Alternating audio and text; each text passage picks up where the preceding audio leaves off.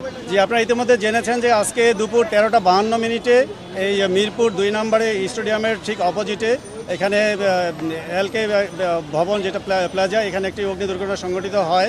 এই অগ্নি দুর্ঘটনা চতুর্থতলা ভবনের 11তলা ভবনের চতুর্থ তলায় এই দুর্ঘটনাটি সংঘটিত হয়। দুর্ঘটনায় চতুর্থ তলার একটি বিউটি পার্লারে এই আগুনটা লাগে। তো এখানে আমাদের প্রথমে মিরপুর ফায়ার স্টেশন রেসপন্স করে, পাশাপাশি কুর্মিটোলা, মোহাম্মদপুর, কল্যাণপুর এবং হেডকোয়ার্টার সহ এই কয়েকটা স্টেশনে 7টি ইউনিট এখানে অগ্নি নির্বাপনে অংশগ্রহণ করে এবং 2টি অ্যাম্বুলেন্স এখানে অগ্নি নির্বাপনে নিয়োজিত থাকে। তো ইতিমধ্যেই 15-22 মিনিটের মধ্যে সময় আমরা আগুনটাকে নিয়ন্ত্রণ দিয়েছি। আপনারা দেখতে পাচ্ছেন যে এখন আমরা আগুনে কাজ করছি এবং ভবন যেহেতু 11তলা ভবনের ভেতরে প্রচুর ধোঁয়া রয়েছে। আমাদের টিম এখানে অনুসন্ধান কার্যক্রম পরিচালনা করছে। অনুসন্ধান কাজ শেষে আমরা সার্বিক তথ্য আবার জানাতে পারবো। ইতিমধ্যেই আমরা এখানে উদ্ধার কাজ পরিচালনার মাধ্যমে 24 জনকে আমরা উদ্ধার করেছি। এর মধ্যে 14 জন পুরুষ এবং 10 জন মহিলা আমরা উদ্ধার করতে সক্ষম হয়েছি, যাদের মধ্যে একজন পুরুষকে এবং একজন মহিলাকে আমরা আনকনসিয়াস উদ্ধার করেছি। ইতিমধ্যে তাদেরকে সোহরাওয়ার্দী হাসপাতালে প্রেরণ করা হয়েছে।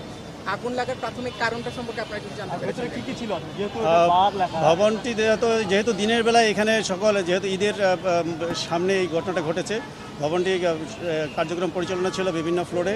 তো এটা বিউটি পার্লারে যে অগ্নিকাণ্ডটা সংঘটিত হয়েছে, আমরা আসার পরে এই মালিক পক্ষকে বা ভবনের যে বিউটি পার্লারে যারা ব্যবসা প্রতিষ্ঠান তাদেরকে আমরা এখনও পাই নাই। এজন্য কীভাবে আগুনটা লেগেছে এটা আমরা ফাইন্ড করতে পারি নাই। তবে এটার যে ইনভেস্টিগেশন হবে, ফায়ার ইনভেস্টিগেশন শেষে, তদন্ত শেষে আমরা বলতে পারবো যে আগুনের কারণটা কী ছিল। তবে বার লেখা আছে, গ্রাম বারে আসলে কি ছিল? এটা বিউটি পার্লার, তো এটা যখন আগুন লেগে যায় আসলে তখন তো সব পুড়ে গিয়েছে। ওই কক্ষগুলোতে, 2টি কক্ষতে সব কিছু পুড়ে গিয়েছে। না, সেটা এখন আমরা বলতে পারতেছি না। তো বিউটি পার্লারে যে ধরনের প্রসাধনী সামগ্রী থাকে এখানেও সেটাই ছিল। অন্য কোনো কিছু আলামত আমরা এখনো পাইনি। না, এখন পর্যন্ত আমরা যেটা ধারণা করছি যে এটা বিউটি পার্লারই নাকি ছিল। তো এটা বার নাকি এটা যেহেতু পুড়ে গিয়েছে সেজন্য এখন আমরা সেটা ফাইন করতে পারি নাই। এটা পরবর্তীতে আমরা হয়তো নিবিড়ভাবে পর্যবেক্ষণ করে কিংবা ভবন মালিক কর্তৃপক্ষ বা যেই দোকান পুড়েছে তাদের সঙ্গে কথা বলে পরবর্তীতে জানতে পারবো। এখানে আমরা দেখেছি যে হোস পাইপ, হোস ড্রিল এখানে আছে। ফায়ার এক্সটিংগুইশার প্রতি ফ্লোরে রয়েছে। বাট ইনিশিয়াল স্টেজে তারা যদি এই ফায়ারটাকে অ্যাটাক করতে পারতো, তাদের যে বিদ্যমান অগ্নি নির্বাপন ব্যবস্থা রয়েছে তারা যদি অ্যাটাক করতে পারতো, তাহলে হয়তো ইনিশিয়াল স্টেজে ফায়ারটাকে আউট করতে পারতো।